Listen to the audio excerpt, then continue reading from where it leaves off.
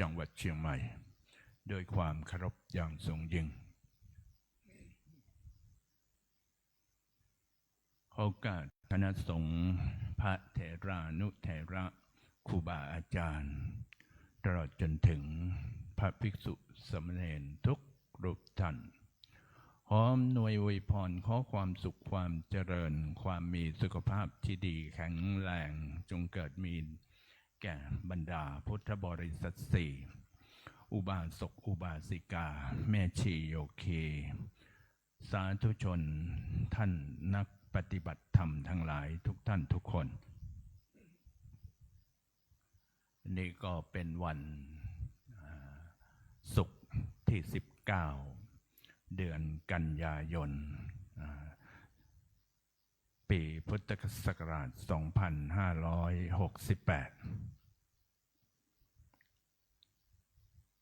ซึ่งก็ในวันที่21กันยายน2568จะตรงกับวันอาทิตย์วันนี้วันที่19วันศุกร์20วันเสาร์21ก็จะเป็นวันอาทิตย์ซึ่งเป็นวันที่ครบรอบชาติกาลของพระเดชพระคุณพระพรหมมงคลหรือหลวงปู่ทองสิริมังคโรมหาเถรซึ่งครบชาติกาลก็102ปีจะครบเข้าวันที่21กันยายน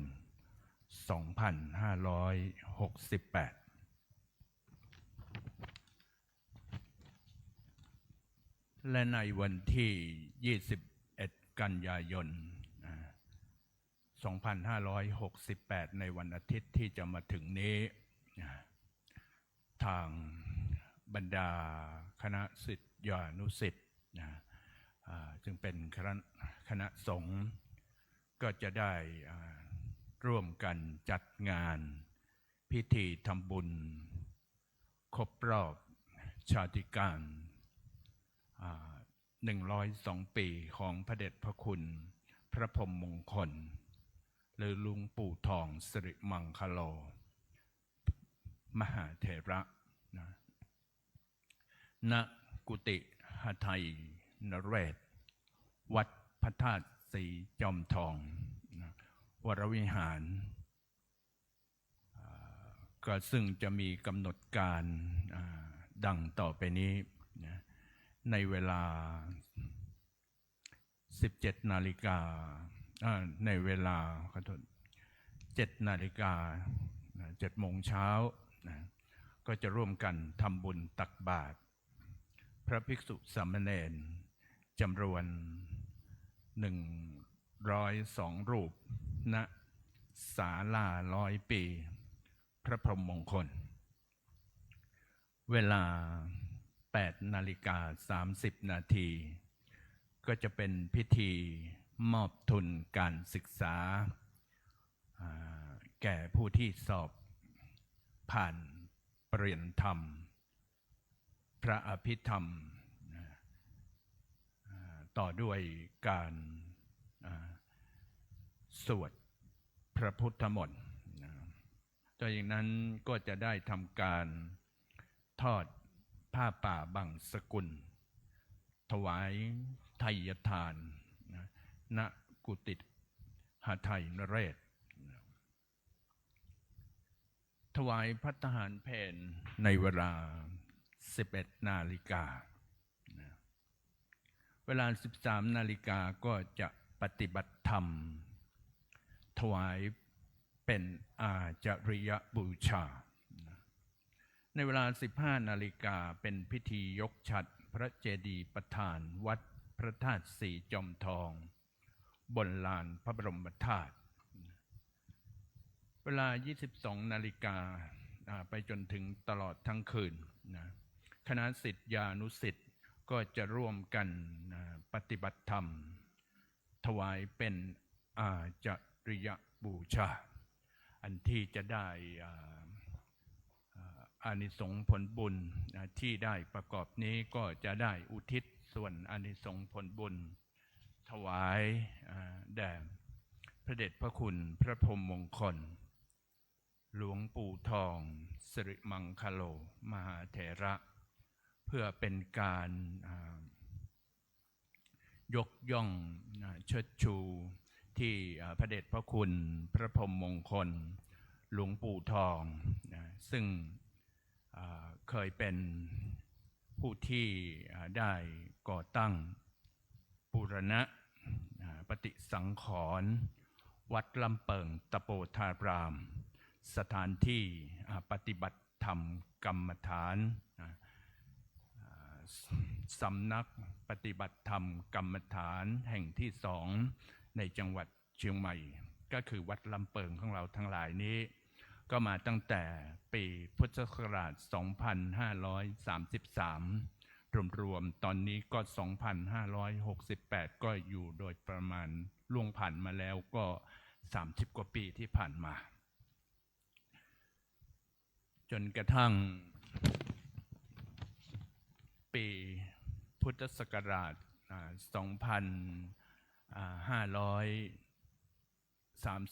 พระเดชพระคุณพระอาจารย์เจ้าคุณพระภาวนาธรรมาภิรัตน์ก็ได้เป็นผู้ที่สืบทอดเจตนารมณ์ของพระเดชพระคุณทำจนให้สำนักปฏิบัติธรรมประจำจังหวัดแห่งเชียงใหม่แห่งที่สองนี้ณ วัดลำเปิงของเราทั้งหลายนี้มีความเจริญรุ่งเรืองจนมาถึงปัจจุบันด้วยความระลึกนึกถึงพระคุณที่พระเดชพระคุณหลวงปู่ทองสิริมังคโลหรือพระพรหมมงคลพระราชาคณะชั้นพรหมผู้ที่ได้สร้างประโยชน์คุณความดีมากมายทั้งเป็นอดีตเจ้าอาวาสเป็นอดีตผู้ที่ก่อตั้งสำนักปฏิบัติธรรมวัดลำเปิงตะโปธารามแห่งนี้และเป็นอดีตเจ้าอาวาสวัดพระธาตุศรีจอมทองได้สร้างประโยชน์คุณงามความดีไว้มากมายถึงเป็นอดีตที่ปรึกษาเจ้าคณะภาค7ภาค7ก็หลายจังหวัดในรวมทั้งจังหวัดเชียงใหม่ของเราทั้งหลายด้วยนะก็ในวันนี้ก็ใกล้เวลาที่เราท่านทั้งหลายพุทธบริษัท4คณะสงฆ์อุบาสกอุบาสิกาศรัทธาสาธุชนทั้งหลายก็จะได้มีความพร้อมเพรียงกันในการที่จะสวดมนต์ทำวัดเย็นขณะนี้ก็ได้รอบรรดาเดี๋ยวถ้าบรรดาครูบาอาจารย์มาถึงสถานที่พร้อมเพรียงกันแล้วเราก็จะได้เริ่มสวดมนต์ทำวัดเย็นเป็นประจำทุกวันหลังจากที่เราสวดมนต์ทำวัดเย็นแล้วเสร็จเรียบร้อยแล้วแล้วก็จะได้เจริญภาวนาบำเพ็ญสมาธิ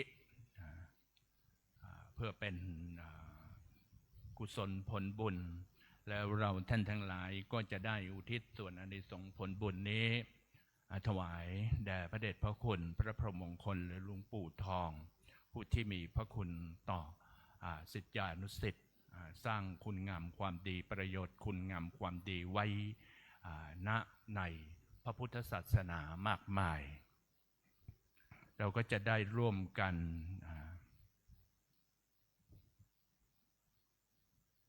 อันนั้นมากรรมเหรออันนั้นผมกรรมขออันนั้นกรรม เราก็จะได้ร่วมกัน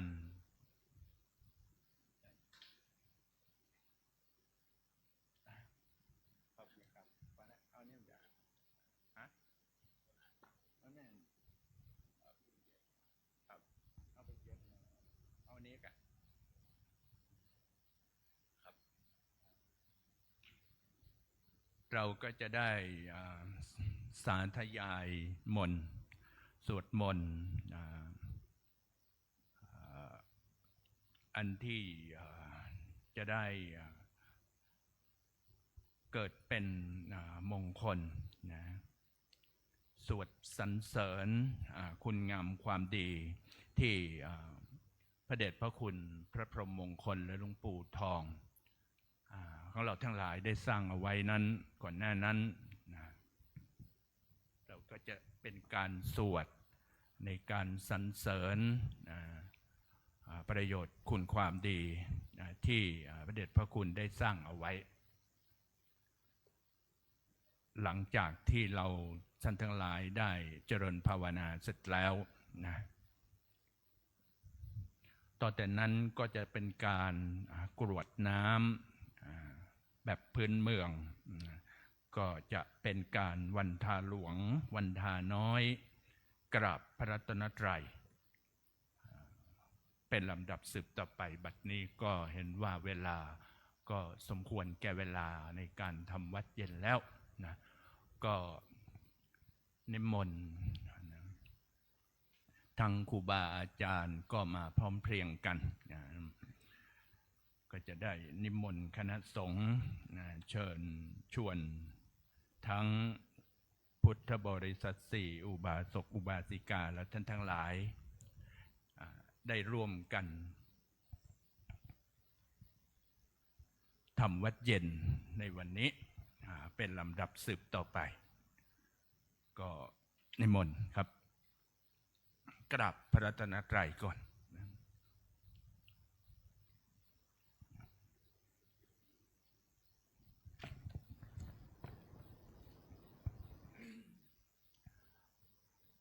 อัญชรีวันทาอภิวาทอัญชรีวันทาอภิวาทอัญชรีวันทาอภิวาทอัญชรีวันทาอัญชรีเปิดหนังสือไปที่หน้าหนึ่งขอโอกาสขออนุญาตครูบาอาจารย์พระมหาเถระเพื่อทำการนำสวดมนต์ทำวัดเย็นในวันนี้ต่อไปครับโยโสภะคะวาอะระหังสัมมาสัมพุทโธพระผู้มีพระภาคเจ้านั้นพระองค์ใดเป็นพระอรหันต์ดับเพลิงกิเลสเพลิงทุกข์สิ้นเชิงตรัสรู้ชอบได้โดยพระองค์เองสวากขาโตเยนะภะคะวตาธัมโม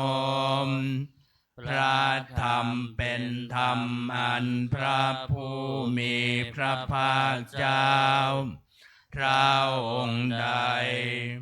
ตรัสไว้ดีแล้วสุปฏิปันโนยัสสะภะคะวะโตสาวกสังโฆพระสงฆ์สาวกของพระผู้มีพระภาคเจ้าพระองค์ใดปฏิบัติดีแล้วตัมมยังภคะวันตังสัทธัมมังสัสสังฆังเอเมหิสการเรหิยัทธาราหังอารปิเตหิอภิปูชยามาข้าพระเจ้าทั้งหลายขอบูชาอย่างยิ่งซึ่งพระผู้มีพระภาคเจ้าพระองค์นั้น พร้อมทั้งพระธรรมและพระสงฆ์ด้วยเครื่องสักการะทั้งหลายเหล่านี้อันยกขึ้นตามสมควรแล้วสาธุโนพันเตภควาสุจิราปะเรเนพุตโตเปข้าแด่พระองค์ผู้เจริญพระผู้มีพระภาคเจ้าแม้ปรินิพพานนานแล้วทรงสร้างคุณนันสำเร็จประโยชน์ไว้แก่ข้าพระเจ้าทั้งหลายปัจฉิมาชนตานุกรรมปมานัสสาทรงมีพระหฤทัยอนุเคราะห์แก่พวกข้าพระเจ้าอันเป็นชนล้นหลังอิเมสักกาเลทุกขตาปันนาการะภูเตปฏิคันหาตุขอพระผู้มีพระภาคเจ้าจงรับเครื่องสักการะอันเป็นบรรณาการของคนยากทั้งหลายเหล่านี้อัมหากังทีครตังหิตายะสุขายาเพื่อประโยชน์และความสุขแก่ข้าพระเจ้าทั้งหลายตลอดกาลและนานเทอญอะระหังสัมมาสัมพุทโธภควาพระผู้มีพระภาคเจ้าเป็นพระอรหันต์ดับเพลิงกิเลสเพลิงทุกข์สิ้นเชิงตรัสรู้ชอบได้โดยพระองค์เองพุทธังภควันตังอภิวาเทมิข้าพระเจ้าอภิวาทพระผู้มีพระภาคเจ้าผู้รู้ผู้ตื่นผู้เบิกบานสวากขาโตภควตาธัมโมพระธรรมเป็นธรรมที่พระผู้มีพระภาคเจ้าตรัสไว้ดีแล้วธัมมังนัมมัสสามิข้าพระเจ้านมัสการพระธรรมสุปฏิปันโนภควโตสาวกสังโฆพระสงฆ์สาวกของพระผู้มีพระภาคเจ้าปฏิบัติดีแล้วสังฆังนะมามิข้าพระเจ้านอบน้อมพระสงฆ์อันธรรมยังพุทธัสสะภควโตบุพพาคณมการังกโรมัสเตนะโมตัสสะภะคะวะโตขอ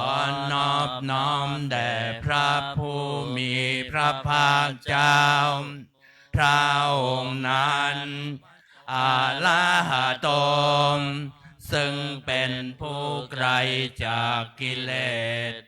สัมมาสัมพุทธัสสะตรัสรู้ชอบได้โดยพระองค์เองนะโมตัสสะภะคะวะโตขอนอบน้อมแด่พระผู้มีพระภาคเจ้าพระองค์นั้นอะระหะโตซึ่งเป็นผู้ไกลจากกิเลสสัมมาสัมพุทธัสสะตรัสรู้ชอบได้โดยพระองค์เอง นะโมตัสสะภะคะวะโตขอนอบน้อมแด่พระผู้มีพระภาคเจ้าพระองค์นั้นอาลาหะโตซึ่งเป็นผู้ไกลจากกิเลสสัมมาสัมพุทธัสสะตรัสรู้ชอบได้โดยพระองค์เองเปิดหนังสือไปที่หน้า19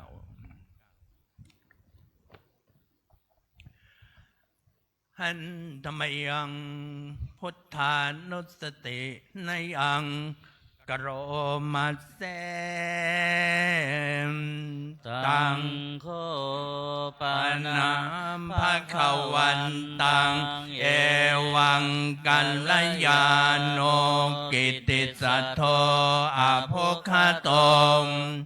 ก็กิตติศัพท์อันงามของพระผู้มีพระภาคเจ้านั้นได้ฟุ้งไปแล้วอย่างนี้ว่าอิติปิโสภะคะวาเพราะเหตุอย่างนี้พระผู้มีพระภาคเจ้านั้นอาลาหังเป็นผู้ไกลจากกิเลสสัมมาสัมพุทโธเป็นผู้ตรัสรู้ชอบได้โดยพระองค์เองเวชชาจรณะสัมปันโนเป็นผู้ถึงพร้อมด้วยเวชชาและจรณะสุขโตเป็นผู้ไป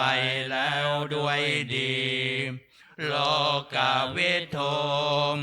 เป็นผู้รู้โลกอย่างแจ่มแจ้ง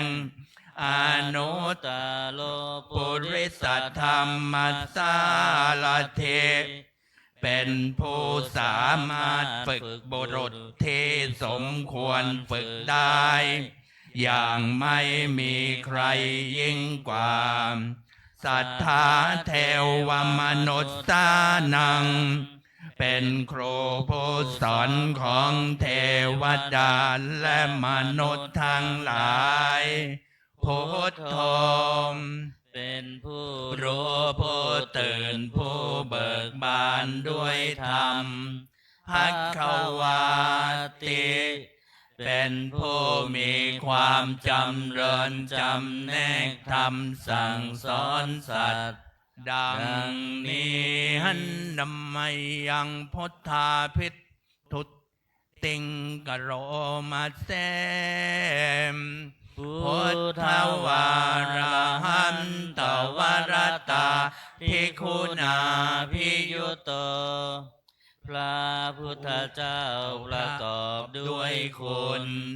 มีความประเสริฐแห่งอรหันตคุณเป็นต้นสุทธาภิญาณกรุณาหิตสมาคตโตพระองค์อันประกอบด้วยพระญาณและพระกรุณาอันบริสุทธิ์โพเทสิโยสุชนตังกัมมลังวสุโลมพระองค์ใดทรงกระทำชนที่ดีให้เบิกบานดุจอาทิตย์ทำบัวให้บานวันธามหังตมรนังศิลสาชินเนนทังข้าพเจ้าไหว้พระชินสีห์ผู้ไม่มีกิเลสพระองค์นั้นด้วยเสียงกล่าวพุทโธโยสัพพปานินังสารนังแคมมัมมุตตมังพระพุทธเจ้าพระองค์ใดเป็นสารณาอันเกษมสูงสุดของสัตว์ทั้งหลายปัทธมานุสติฐานังวันทามิตังสิเรนัง ข้าพเจ้าไหว้พระพุทธเจ้าพระองค์นั้นอันเป็นที่ตั้งแห่งความระลึกองค์ที่หนึ่งด้วยเสียงกล่าวพุทธัสสะสมิทาโสวะพุทโธเมสามิกิสรมข้าพเจ้าเป็นทาสของพระพุทธเจ้าพระพุทธเจ้าเป็นนายมีอิสระเหนือข้าพเจ้าพุทโธทุกขัสสะคาตาเจวิทาตาจหิตัสสะเมพระพุทธเจ้าเป็นเครื่องกำจัดทุกข์และทรงไว้ซึ่งประโยชน์แก่ข้าพเจ้าพุทธัสสะสาหังนิยาเทมิสริรันชีวิตันจิตตังข้าพเจ้ามอบกายถวายชีวิตนี้แด่พระพุทธเจ้าวันทันโตหังจริสามิพุทธัสเสวสุโพธิตังข้าพเจ้าผู้ไหวอยู่จากประพฤติตามซึ่งความปฏิดีของพระพุทธเจ้านาทิเมสารนังอัญญังพุทโธเมสารนังวะลังสารณะอื่นของข้าพเจ้าไม่มีพระพุทธเจ้าเป็นสารณะอันประเสริฐของข้าพเจ้าเอเตนะสัจจวัชเชนวัตไนยังสัทธุสาสเนด้วยการกล่าวคำสัตย์นี้ข้าพเจ้าพึงเจริญในพระศาสนาของพระศาสดาพุทธังเมวันธรรมาเนนยังปนยังปัสสุตังอิทธา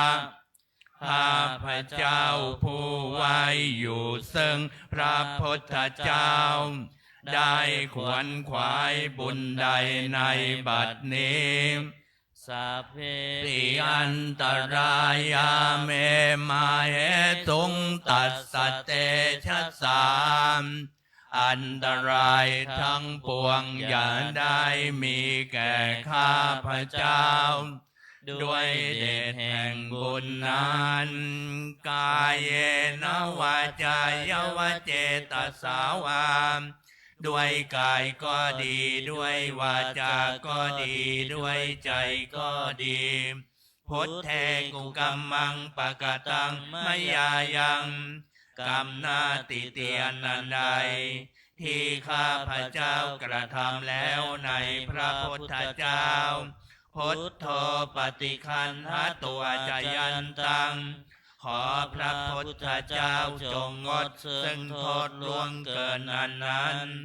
กาลันตะเลสังวลิตุงวพุทเทเพื่อการสำรวมระวังในพระพุทธเจ้าในการต่อไปอันธรรมยังธรรมานุสตินยังกร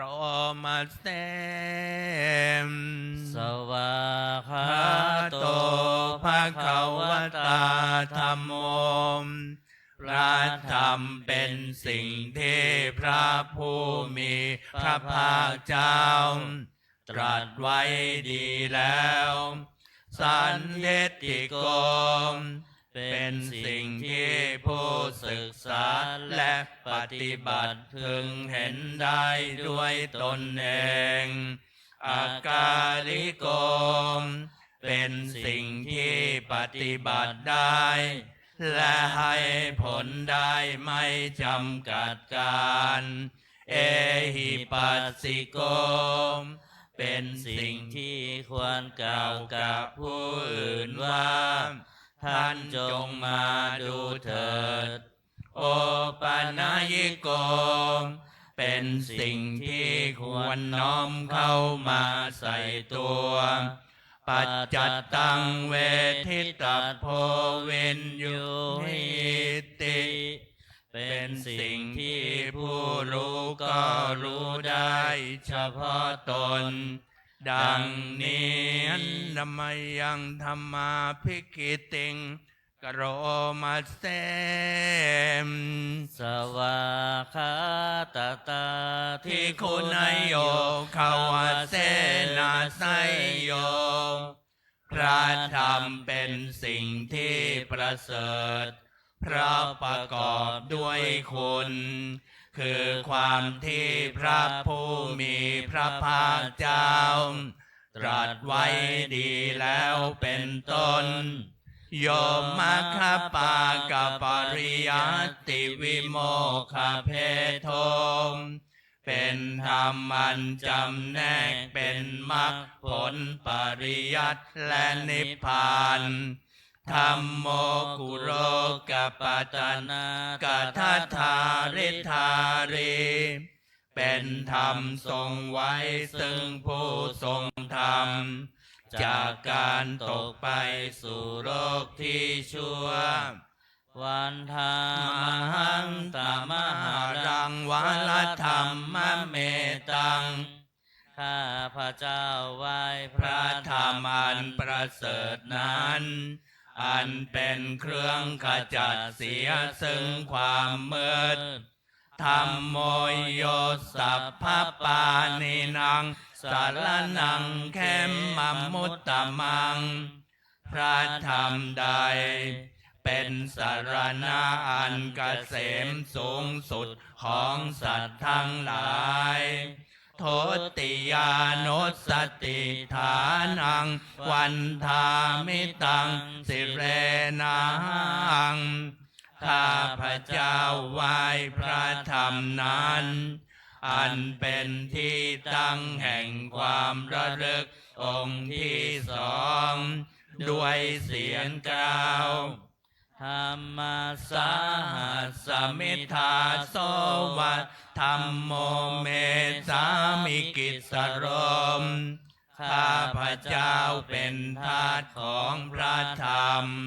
พระธรรมเป็นนายมีอิสระเหนือข้าพระเจ้าธัมโมทุกขัสสะคาตาจาวิทาตาหิตัสสะเม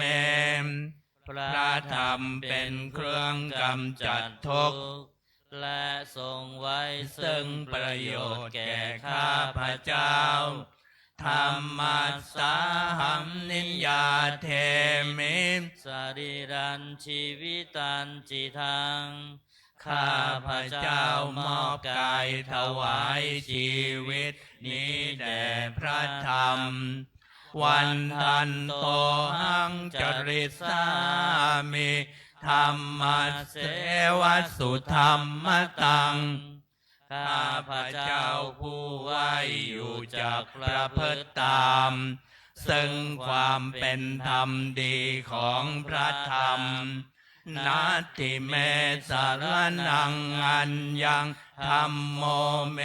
สารนังวลังสารณะอื่นของข้าพระเจ้าไม่มีพระธรรมเป็นสารณะอันประเสริฐของข้าพระเจ้าเอเตนะสัจจวัชเชนวัตไตยังสัทธุสาสเนมด้วยการกล่าวคำสัตย์นี้ข้าพระเจ้าพึงเจริญในพระศาสนาของพระศาสดาธัมมังเมวันธัมมาเนนยังปุญญังปสุตังอิทาข้าพระเจ้าผู้ไหวอยู่ซึ่งพระธรรมได้ขวนขวายบุญใดในบัดนี้สัพเพปิอันตรายาเมมาเหสุงตัสสะเตชะสาอันตรายทั้งปวงอย่าได้มีแก่ข้าพระเจ้าด้วยเดชแห่งบุญนั้น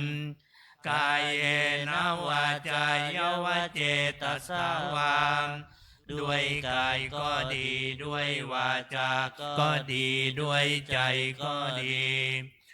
ธัมเมกุกัมมังปะกตังมายายังกรรมนาติเตียนอันใดที่ข้าพระเจ้ากระทำแล้วในพระธรรมธัมโมปฏิคันหตัวจยันตังขอพระธรรมจงงดซึ่งโทษล่วงเกินนั้นกาลันตะเลสังวลิตุงวธรรมเมเพื่อการสำรวมระวังในพระธรรมในการต่อไปหันดัมมยังสังขานุสตินยังกโรมาเสมสุปฏิปันโนภะคะวะโตสาวกสังโฆสงฆ์สาวกของพระผู้มีพระภาคเจ้าปฏิบัติดีแล้วโอโชปฏิปันโนภะคะวะโตสาวกสังโฆสงฆ์สาวกของพระผู้มีพระภาคเจ้าปฏิบัติตรงแล้วยายาปฏิปันโนภะคะวะโตสาวกสังโฆสงฆ์สาวกของพระผู้มีพระภาคเจ้าปฏิบัติเพื่อรู้ธรรมเป็นเครื่องออกจากทุกข์แล้วสามีจิปฏิปันโนภะคะวะโตสาวกสังโฆสงฆ์สาวกของพระผู้มีพระภาคเจ้าปฏิบัติสมควรแล้วยะทิทังได้แก่บุคคลเหล่านี้คือจัตตาริปุริสยุคานิอัตถาปุริสบุคลาผู้แห่งบุรุษสี่คู่นับเรียงตัวบุรุษได้8บุรุษเอสะภะคะวะโตสาวกสังโฆนั่นแหละสงฆ์สาวกของพระผู้มีพระภาคเจ้าอาหุนายโยเป็นสมควรแก่สักการะที่เขานำมาบูชาปาหุนายโยเป็นสมควรแก่สักการะที่เขาจัดไว้ต้อนรับทักขินายโยเป็นผู้ควรรับทักษิณาทานอัญชลีกรณิโยเป็นผู้ที่บุคคลทั่วไปควรทำอัญชลีอนุตตรังปุญญเขตังโลกัสสติเป็นเนื้อนาบุญของโลกไม่มีนาบุญอื่นยิ่งกว่าดังนี้หันดัมมยังสังฆาภิกขิติงกโรมาเสมสัทธรรมโชสุปฏิปฏิคุณาภิยุตโตพระสงฆ์ที่เกิดโดยพระสัทธรรมประกอบด้วยคุณมีความปฏิบัติดีเป็นต้นโยทัพพิโทอริยปุคลสังฆเศรษโธเป็นหมู่แห่งพระอริยบุคคลอันประเสริฐ8จำพวกศีลาทิธรรมปวลาสยกายจิตโตมีกายและจิตอันอาศัยธรรมมีศีลเป็นต้นอันบวรวันธามหังตามริยานาคนังสุทังข้าพระเจ้าไหว้หมู่แห่งพระอริยเจ้าเหล่านั้นอันบริสุทธิ์ด้วยดี สังโฆโยสัพพปานินังสารนังเขมมะมุตตมังพระสงฆ์หมู่ใดเป็นสรณะอันเกษมสูงสุดของสัตว์ทั้งหลายตติยานุสติฐานังวันทามิตังติเรนังข้าพระเจ้าไหว้พระสงฆ์หมู่นั้นอันเป็นที่ตั้งแห่งความระลึกองค์ที่สามด้วยเสียงกล่าวสังคัสสะหัสสมิทธาโสวะสังโฆเมสามิกิสโรมข้าพระเจ้าเป็นทาสของพระสงฆ์พระสงฆ์เป็นนายมีอิสระเหนือข้าพระเจ้าสังโฆทุกขาสักขาตาเจ้าวิทาตาจหิตัสเมพระสงฆ์เป็นเครื่องกำจัดทุกข์และทรงไว้ซึ่งประโยชน์แก่ข้าพระเจ้าสังคัสสาหัมนิญญาเทเมสาริรันชีวิตันจิตตังข้าพระเจ้ามอบกายถวายชีวิตนี้แด่พระสงฆ์วันทันโตหังจริตสามิสังคัสโสปฏิปันนตังข้าพระเจ้าผู้ไว้อยู่จากประพฤติตามซึ่งความปฏิบัติดีของพระสงฆ์นาทิเมสารนังอัญญังสังโฆเมสารนังวลังสารณะอื่นของข้าพระเจ้าไม่มีพระสงฆ์เป็นสารณะอันประเสริฐของข้าพระเจ้าเอเตนะสัจจวัชเชนวัตไตยังสัตถุสาสเนด้วยการกล่าวคำสัตย์นี้ข้าพระเจ้าพึงเจริญในพระศาสนาของพระศาสดาสังฆังเมวันธรรมาเนนะยังปุญญังปัสสุตังอิทาข้าพระเจ้าผู้ไว้อยู่ซึ่งพระสงฆ์ได้ขวนขวายบุญใดในบัดนี้สัพเพปิอันตรายาเมมาเหตุงตัสสะเตชะสามอันตรายทั้งปวงอย่าได้มีแก่ข้าพระเจ้าด้วยเดชแห่งบุญนั้น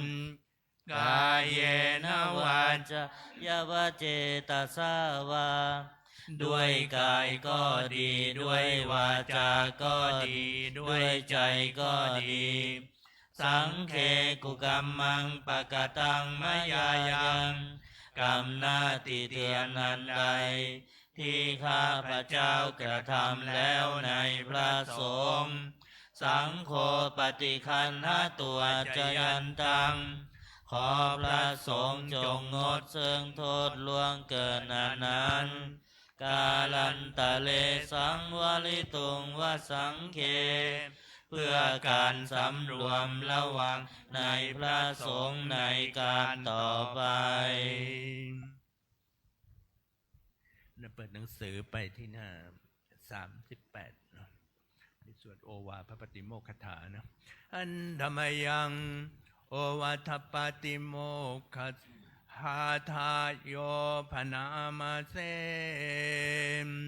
สัพพะปะปัสสะอาการนังการไม่ทำบาปทั้งปวงกุศลสุปสัมปทาการทำกุศลให้ถึงพร้อมสัจจิตปริโยทปนัง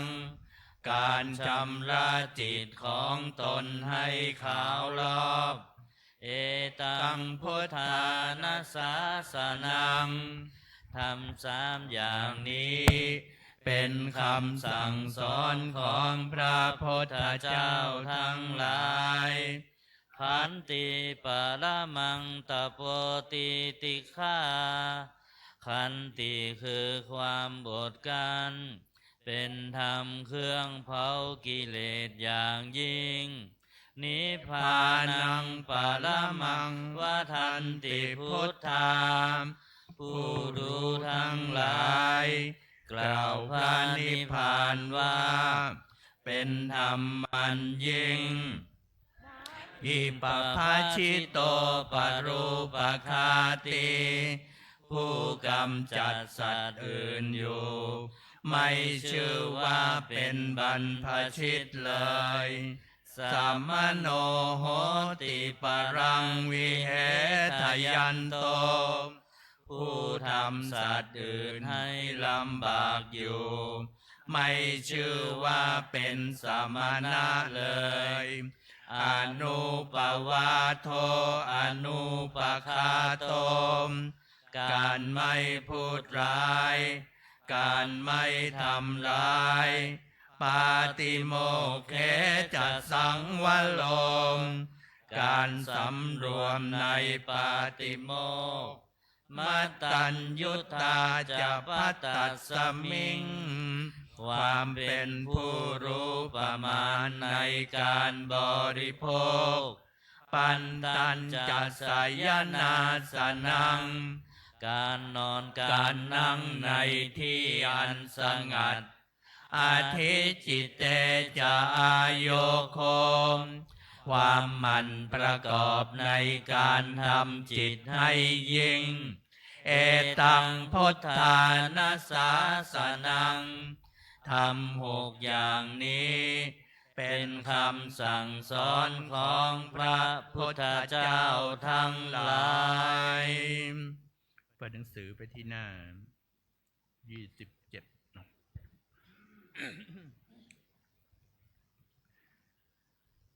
หัน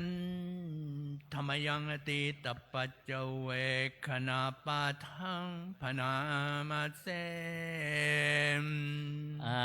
ชามายาอปัจเจเวคิตวายังจีวรังปริพุตังจีวรใดอันเรานุ่งห่มแล้วไม่ทันพิจารณาในวันนี้ตังยาวะเทวสิตัสสะปฏิฆาตายะ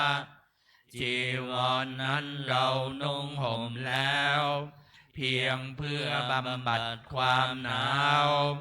อุณหัสสะปฏิฆาตายะเพื่อบำบัดความร้อนดังสมกัสสวาตาตปัสสิเร่งสัพพสัมผัสสานังปฏิฆาตายะเพื่อบำบัดสัมผัสอันเกิดจากเหลือบยุงลมแดดและสัตว์เลื้อยคลานทั้งหลายยาวะเทวาวิริโกปินาปฏิชาธนาทังและเพียงเพื่อปกปิดอวัยวะอันให้เกิดความละอายอาชามายาอาปัจเจเวคิตวายโยปินทปาโตปริพุตโตบิณฑบาตใดอันเราฉันแล้วไม่ทันพิจารณาในวันนี้โสเนวันทวายะบิณฑบาตนั้นเราฉันแล้วไม่ใช่เป็นไปเพื่อความเพลิดเพลินสนุกสนานนามัทายะไม่ใช่เป็นไปเพื่อความเมามันเกิดกำลังพลังทางกายนามันดนายะไม่ใช่เป็นไปเพื่อประดับนาวิภูสนายะไม่ใช่เป็นไปเพื่อตกแต่ง ยาวะเทวะอิมัสสกายสัทธิติยาแต่ให้เป็นไปเพื่อความตั้งอยู่ได้แห่งกายนี้ยาปนายาเพื่อความเป็นไปได้ของอัตภาพเวหิงสุปรติยานเพื่อความสิ้นไปแห่งความลำบากทางกายพระมจาริยานุคายาเพื่ออนุเคราะห์แก่การประพฤติพรหมจรรย์อิติปุรานันจะเวทนังปฏิหังคามิด้วยการทำอย่างนี้เราย่อมระงับเสียได้ซึ่งทุกขเวทนาเก่าคือความหิวณวันจะเวทนังนาอุปาเทสามิและไม่ทำทุกขเวทนาใหม่ให้เกิดขึ้นยาตราจะเมภวิสติอนวัชตาจะพาสุวิหารโรจาติอันหนึ่งความเป็นไปโดยสะดวกแห่งอัตภาพนี้ด้วยความเป็นผู้หาโทษมิได้ด้วยและความเป็นอยู่โดยผาสุกด้วยจักมีแก่เราดังนี้อาชมยาปัจเจเวคิตวายังเสนาสนังปริพุตังเสนาสนะใดเราใช้สอยแล้วไม่ทันพิจารณาในวันนี้ตังยาวะเทวสิตัสสัมปฏิฆาตายาเสนาสนะนั้นเราใช้สอยแล้วเพียงเพื่อบำบัดความหนาวอุณหัสสะปฏิฆาตายาเพื่อบำบัดความร้อนดังสมกัสสวาตาตปัสสิริงสัพพสัมผัสสานังปฏิฆาตายาเพื่อบำบัดสัมผัสนั้นเกิดจากเหลือบยุงลมแดดและสัตว์เลื้อยคลานทั้งหลายยาวันเทวาอุตุปริสยวิโนทนังปฏิสัลลานารามาทังเพียงเพื่อบรรเทาอันตรายอันพึงมีจากดินฟ้าอากาศและเพื่อความเป็นผู้ยินดีอยู่ได้ในที่หลีกเล้นสำหรับภาวนาอาชมยาปัจเจเวคิตวาโยคิลานาปัจจยเพสัชชปริคาโลปลิพุตโตคิลานาเพสัชบริขารใดอันเราบริโภคแล้วไม่ทันพิจารณาในวันนี้โสยาวะเทวะอุปันนานังวัยยาภาธิกานังเวทนานังปฏิฆาตายาคิลานาเพสัชบริขารนั้นเราบริโภคแล้วเพียงเพื่อบำบัดทุกขเวทนาอันบังเกิดขึ้นแล้วมีอาพาธต่างๆเป็นมูลอาพยาปัชชาปรมาตายาติเพื่อความเป็นผู้ไม่มีโรคเบียดเบียนเป็นอย่างยิ่งดังนี้หันดัมมยังอุทิศนาทิตนาคาทายโยพนามาเสมอิมินาปุญญกรรมเมนะด้วยบุญนี้อุทิศให้อุปัชฌายาคุณุตตรานอุปัชฌาย์ผู้เลิศคุณ อาจาริยุปการาจาและอาจารย์ผู้เกื้อหนุนมาตาปิตาจยาตกาทั้งพ่อแม่และปวงญาติสุริโยจันทิมาราชาสุนจันทร์และราชาคุณวันตานราปิจาผู้ทรงคุณเหลือผู้สูงชาติพระมาลาจาอินทาจาพรหมาและอินทราชโลกปาลาจเทวตาทั้งถวยเทพและโลกบาลยะโมมิตามนุษย์สาจายมราชมนุษย์มิตรมัจจตาเวลิกาปิจาผู้เป็นกลางผู้จ้องผลานสัพเพสัตตาสุขีหนตุขอให้เป็นสุขสารทุกทั่วหน้าอย่าทุกทนปุญญานิปักกตานิเมบุญพองที่ข้าทำจงช่วยอำนวยสุภผลสุขังจติวิทังเทนตุให้สุขสามอย่างล้นขิปังปาเปทโวมะตังให้โลกถึงนิพพานพลันอิมินาปุญญกรรมเมนะด้วยบุญนี้ที่เราทำอิมินาอุทิศเสนาจะและอุทิศให้ปวงสัตว์ขีปาหังสุรเพเจ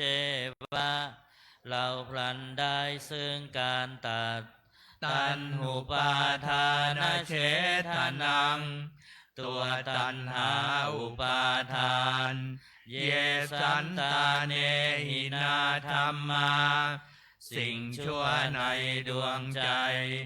ยาวานิพพานโตมะมังกว่าเราจะถึงนิพพานนาสันตุสัพพทายเยวะมันลายสิ้นจากสันดานยัตถาชาโตภเวภเวทุกภพที่เราเกิดโอโชจิตังสติปัญญามีจิตตรงและสติทั้งปัญญาอันประเสริฐสันเลโควิริยัมมินามพร้อมทั้งความเพียรเลิศเป็นเครื่องขูดกิเลสหายมาลาลพันตุโนกาสังโอกาสอย่าพึงมีแก่หมู่มารสิ้นทั้งหลายกาตนจะวิริเยสุเมเป็นช่องปัทุสร้ายทำลายล้างความเพียรจมพุทธาทิปวโรนาโทมพระพุทธผู้บวรนาถธัมโมนาโทวรุตตโมพระธรรมที่พึงอุดมนาโทปัจเจกพุทโธจักพระปัจเจกพุทธสมสังโฆนาโทตโรมะมังทพระสงฆ์ที่พึงพยอมเตโสตมานุภาเวนะด้วยอนุภาพนั้นมาโลกาสังฆพันตุมาขอหมู่มารอย่าได้ช่องทัสสะปัญญานุภาเวนะด้วยเดชบุญทั้ง10ป้องมาโลกาสังฆพันตุมาอย่าเปิดโอกาสแก่มารเถิด เปิดหนังสือไปที่หน้า3เนี่ยหน้าไหน39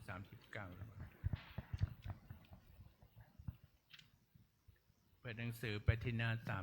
39หนังสือมนต์พิธีเล่มเหลือง หน้า39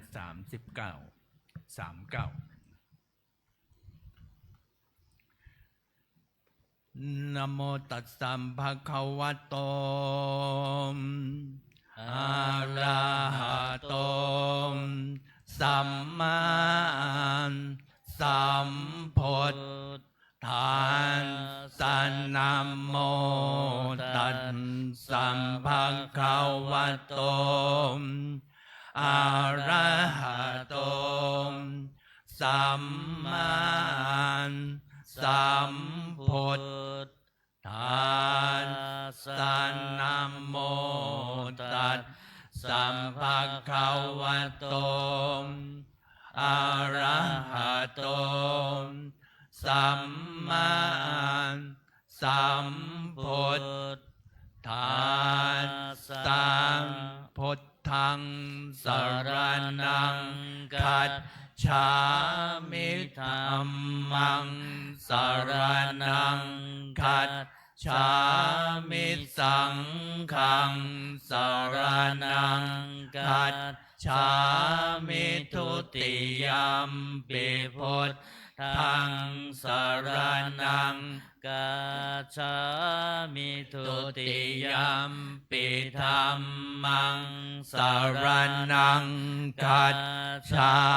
มิทุติยัมปิสังฆัง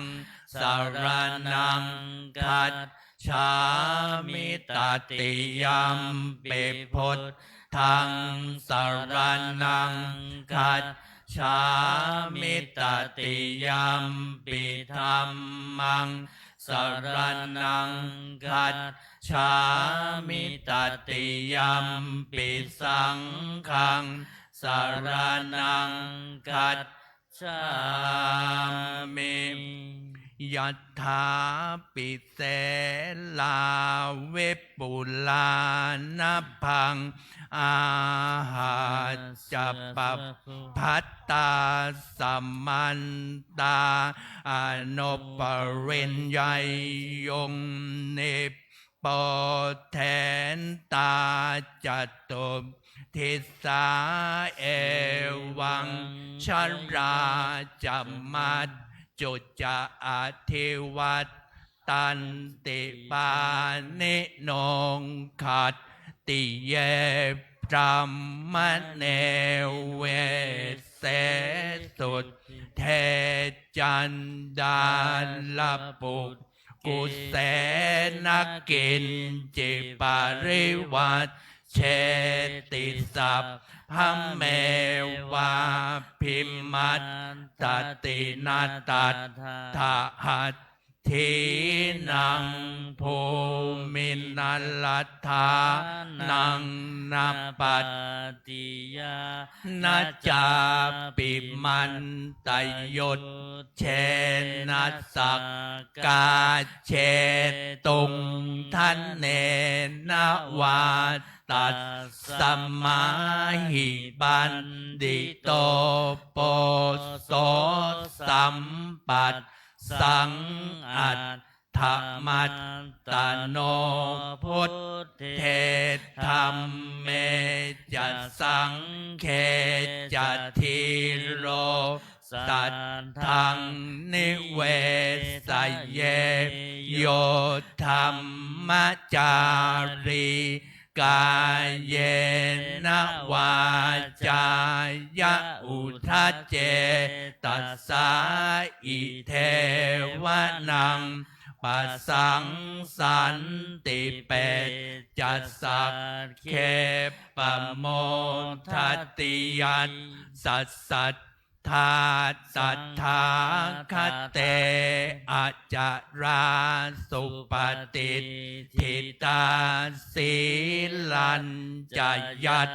สกัลลยานังอริยกันตังปัสสัง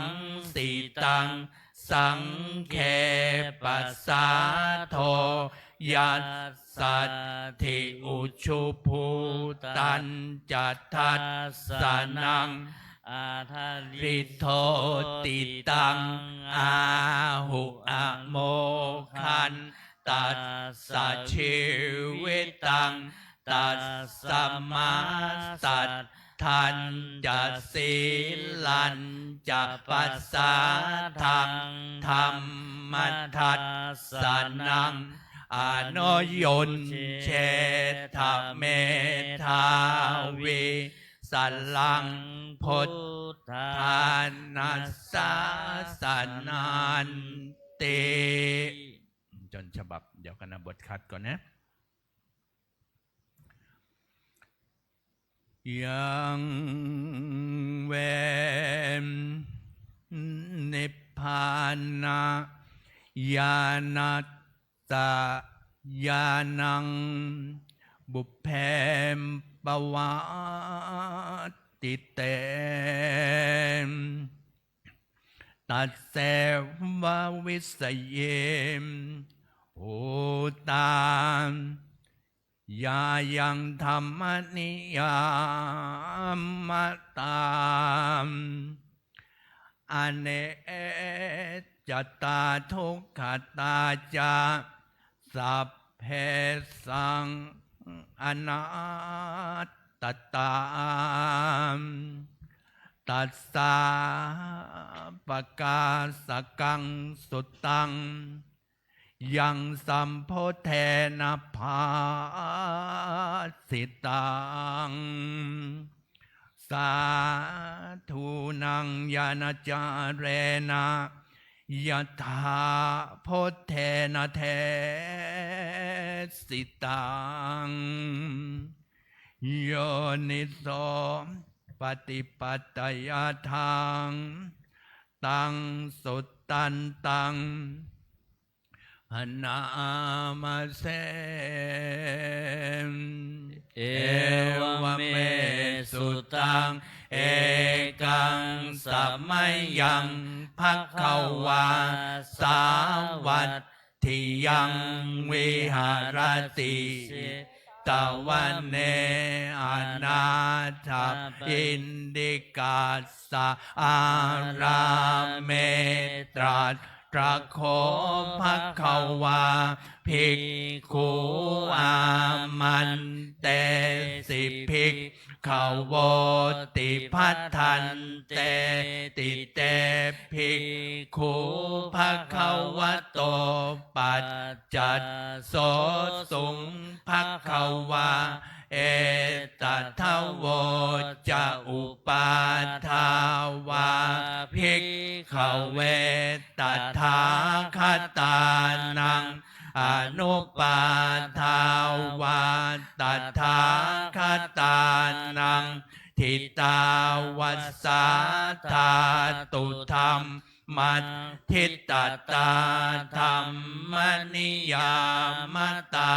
สัพเพสังขาราอนิจจาติตังตัทธาคโตอภิสัมโพชติอภิสัมเมติอภิสัมพุชิตวาอภิสัมเมตวาอาจิคติเทเสติปัญญเปติปัตถเปติวิวัลติวิปัสสติอุตานิกโรติสัพเพสังขาราอนิจจา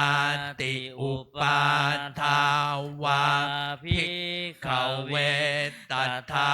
คตานังอนุปาทาวาตัทธา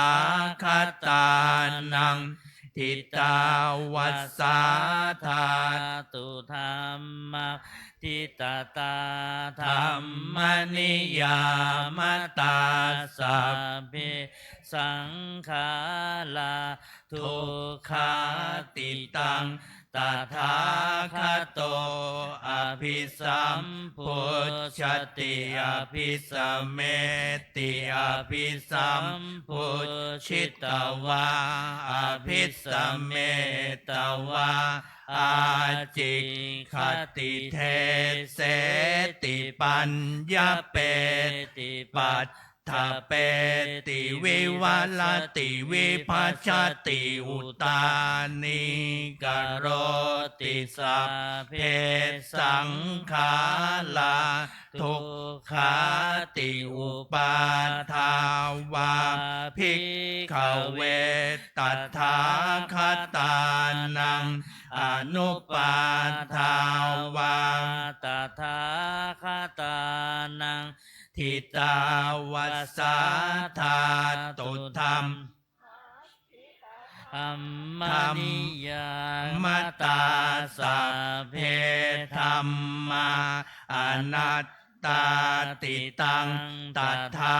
คโตอภิสัมพุ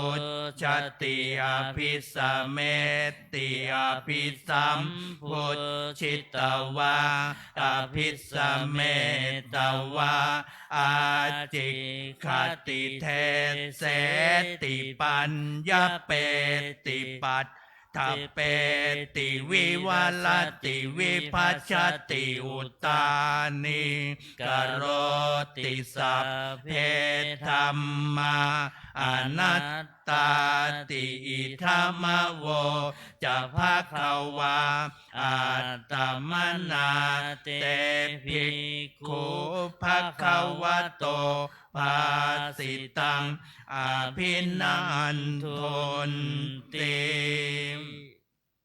เปิดหนังสือมาหน้า42สัพเพสังขารานิจจติยถาปัญญายปัสสติอัฏฐานิพพินทติทุกแขสมัคโควิสุทธิยา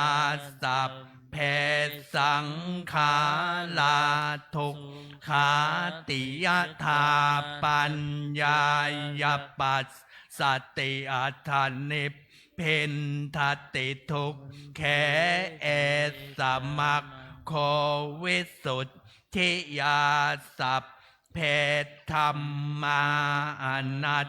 ตาติยถาปัญญายปัสสติอัฏฐานิพพินทติทุกแขสมัคโควิสุทธิยาสัพปกาเตมนุษย์แสสุเยชนาปาลคามิโนอัฏฐายังอิตลาปัชชาติละเมวานุทาวติเยจะโคสัมมาทักขาเตธัมเมธัมมานุวัตติโนเตชนาปรเมตสันติมัจจุทัยยังสุทุตตะลังกันหังธัมมังวิปาหายสุกังภาเวทปันดิโตโอกาอโนกัมมาคัมมวิเวเกยัตถะทูระมังตรัสตราพิลติมิตชัยยหิตตวากาเมอากินจันโนปริโยทัปปยะอัตตานังจิตตะกัลเลเสหิปันติโตเยสังสัมโพธิยังเคสุสัมมาจิตตังสุภาวิตังอาทานปฏินิสสักเคอนุปาทายะเยละตาขีนาสวังชุติมันโตเตโลเกปรินิพพุตตาติเป็นสำนวนของพระมหาเถระเนาะเขาเรียนแบบพระมหานั่นเนี่ยเนาะเป็นสำนวนเดิมเขา 2-3 วันก็ได้แล้วอวิชชาปัจจยาสังขาราสังขารปัจจยาวิญ ญาณังวิญญาณปัจจยานามรูปังนามรูปปัจจยาสัลลายตานังสัลลายตานปัจจยาผัสโสผัสสะปัจจยาเวทนาเวทนาปัจจยาตัณหาตัณหาปัจจยาอุปาทานังอุปาทานปัจจยาภวภวปัจจยาชาติชาติปัจจยาชาลามานนังโสกปริเทวทุกขโทมนัสสุปายาสาสัมภวันติเอวเมตัสสะเกวลัสสะทุกขขันธัสสะสมุทัยโยโหติอวิชชายัตตเววะอาเสสวิราคะนิโรธาสังขารานิโรโธสังขารานิโรธาวิญญาณนิโรโธวิญญาณนิโรธานามรูปนิโรโธนามรูปนิโรธาสัลลายตานานิโรโธสัลลายตานานิโรธาปัสสะนิโรโธปัสสะนิโรธาเวทนานิโรโธเวทนานิโรธาตัณหานิโรโธตัณหานิโรธาอุปาทายนิโรโธอุปาทานนิโรธาภาวะนิโรโธภาวะนิโรธาชาตินิโรโธชาตินิโรธาชรามรณังโสกปริเทวทุกขโทมนัสสุปายาสานิรุตชันติเอวเมตัสสะเกวลัสสะทุกขขันธัสสะนิโรโธโหติเก่งแล้วได้แล้วนะยัตถาหาเวปาตุภวันติธรรมาอาตาปิโนชายโตพระมนัสสะอัฏฐัสสะกังขาวะปะยันติสัพพายโตปัจฉานาติสะเหตุธัมมังยัตถาหาเวปาตุภวันติธัมมาอาตาปิโนชายโตพระมนัสสะอัฏฐัสสะกังขาวะปะยันติสัพพายโตไขยังปัจจยานังอเวทิยถาหาเวปาตุภวันติธัมมาอาตาปิโนชายโตพระมนัสสวิทูปยังติทัตติมาลเสนังสุโลวะโอภาสยมันตริขันติอติตังนันวาคัมไมยนับปฏิกังเขอนาคตังยัตติตัมปะเหนันตังอัปปัตตัญจะอนาคตังปัจจุปันนันจะโยธัมมังตัทธะตัทธวิปัสส สติอสังหิรังอสังกุปปังตังเวทธามนุโพรหายเยอัจเชวกิจจะมาตับปังโกชัญญามะละนังสุเวนะหิโนสังขรันเตนะมหาเสเนนะมัจจุนาเอวังวิหาริมาตาปิงอโหรัตตมตันทิตังตังเวพัทเทกัตรัตโตติสันโตอาจิคเตมุนีติอีกหน่อยนะอเนกชาติสังสาลังสันทาวิสังอนิพพิสังขหากาลังขเวชันโตทุกขาชาติปุนับปุนังขหากาลกะทิตโทสิปุนะเคหังนกาหสิพาเตภาสุกาภักคาคหะกูตังวิสังขตังวิสังขารักขตัง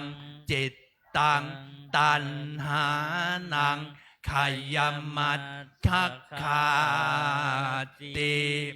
ภาวะตุสัพพมังคาลังรักขันตุสัพพเทวตาสัพพพุทธานุภาเวนะสัทธาโสถิภวันตุเตภวะตุสัพพมังคารังรักขันตุสัพพเทวตาสัพพัทธรรมานุภาเวนะสัทธาโสทิภวันตุเตภวะตุสัพพมังคารังรักขันตุสัพพเทวตาสัพพสังฆานุภาเวนะสัทธาโสทิภาวันตุเตเมชีโยคีทั้งหลายหัวดีแบบเดียวนั้นได้หมดเลยต่อไปเราก็จะได้เจริญภาวนานั่งสมาธิดูเวลาสัก5 นาที10 นาทีนะเราก็จะได้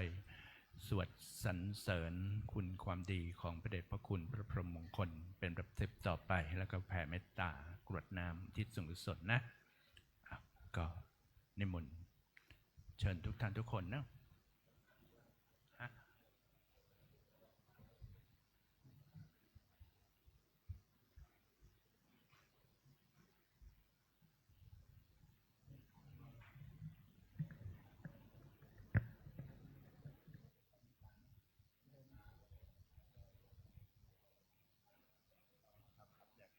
อ๋อได้ครับเมตตาก่อนนะโอเคครับได้ครับผม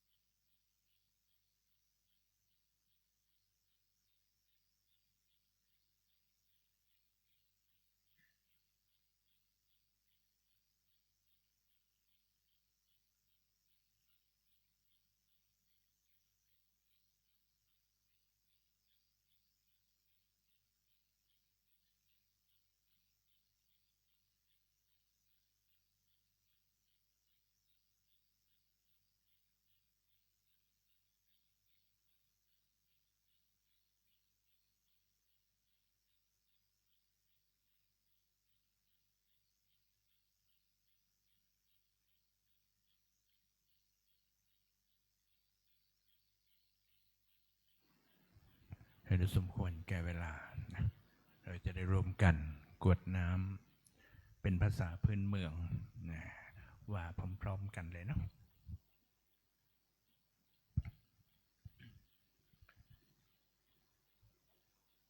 อิทังทานากัมมังนิพพานาปัจจัยโย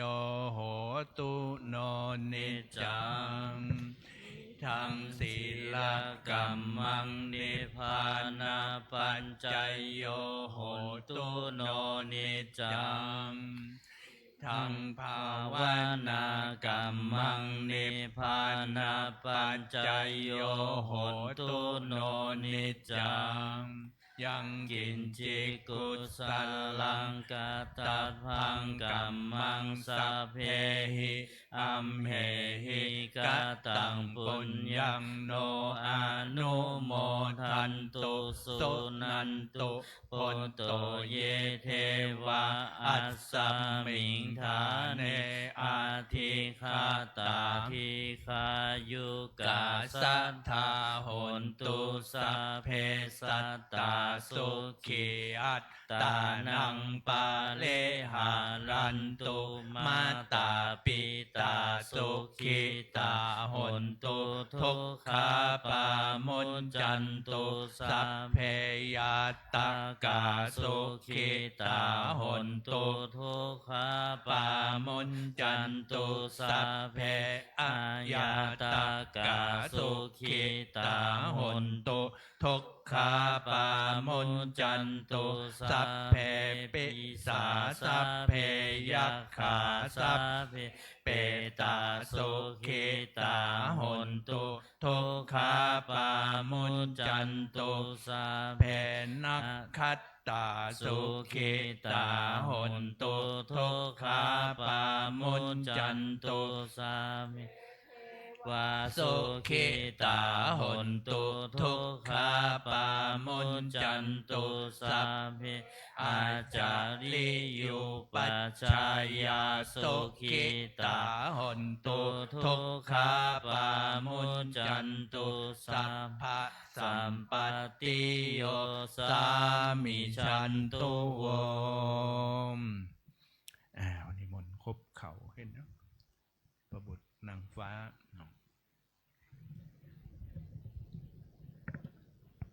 วัน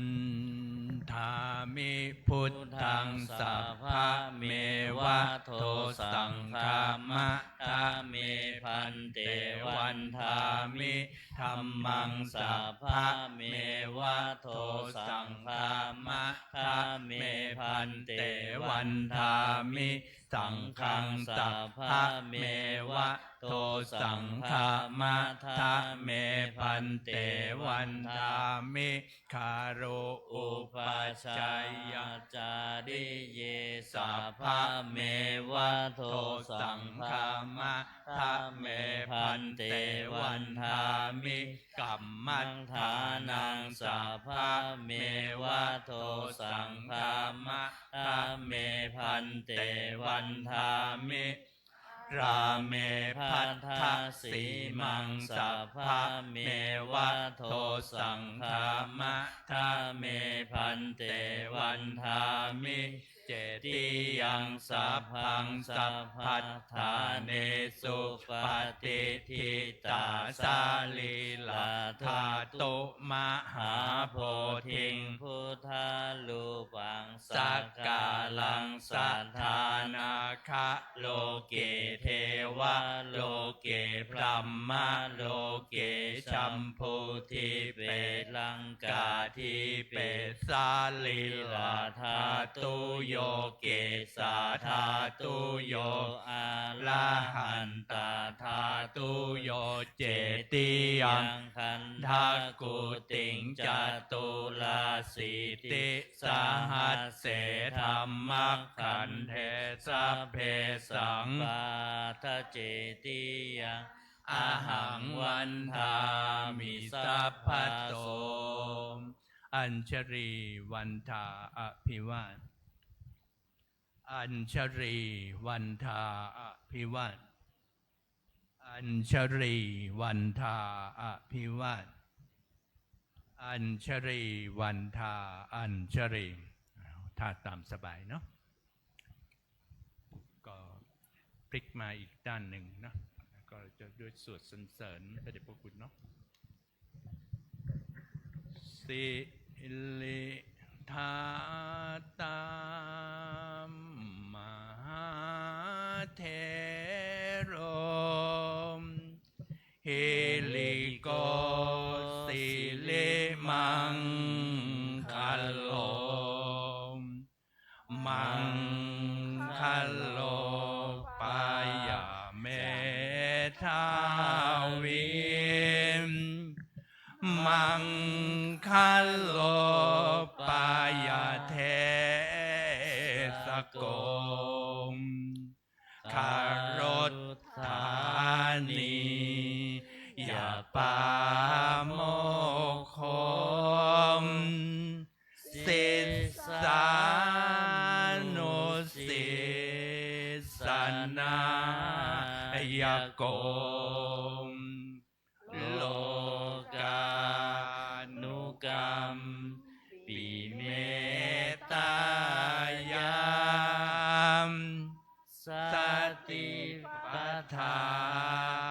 นาธาระโกมสติมาอัปปมาโตจามตังนามัสสามิสัพพัทธาติสิริมังค คัลละสัมมณวิสุทธิวงศ์โสภาสง่าวงศ์ทรงสิริมิวางไวสำรวมยืนเดินนั่งผู้พร้อมพรั่งด้วยละอายปัญญาขจรขจายชี้อุบายอันมงคลควรแก่ฐานะครูนำสิทธิรู้ทุกหมู่ชนชาวโลกต่างได้ยนต์สงเคราะห์ชนด้วยเมตตาผู้ทรงสติปัฏฐานตลอดกาลทุกเวลาทรงนามสติมาไม่ประมาทองค์อาจงามข้าขอนมัสการประดิษฐานในทุกยามเถระผู้ทรงนามว่าสิริมังคะโลนั้นมนต์วันทาน้อยนะครับวันทามิพันเตสัพพังอัปปัลลัตถังคัมมัตถัมเมพันเตมยากาตังปุญญังสามินาอนุโมทิตัพพังสามินากตังปุญญังไมหังทาตัพพังสาธุสาธุอนุโมทามิกับพระรัตนตรัยก่อนเนาะอะระหังสัมมาสัมพุทโธภควาพุทธังภควันตังอภิวาเทมิสวากขาโตภควตาธัมโมธัมมังนัมมัสสามิสุปฏิปันโนภควโตสาวกสังโฆสังฆังนะมามิไปเราก็จะกราบพระมหาเถระพระอาจารย์นะพระครูวินัยธรอินจันทร์กันโตภาโสก็พระภิกษุกราบก่อนแล้วก็แม่ชีอยู่ที่ต่างไทยหลังเนาะอัญชรีวันทาอภิวาทอัญชรีวันทาอภิวาท อัญชรีวันทาอภิวัตอัญชรีวันทาอัญชรี ขอเชิญแม่ชีโยคีทุกท่าน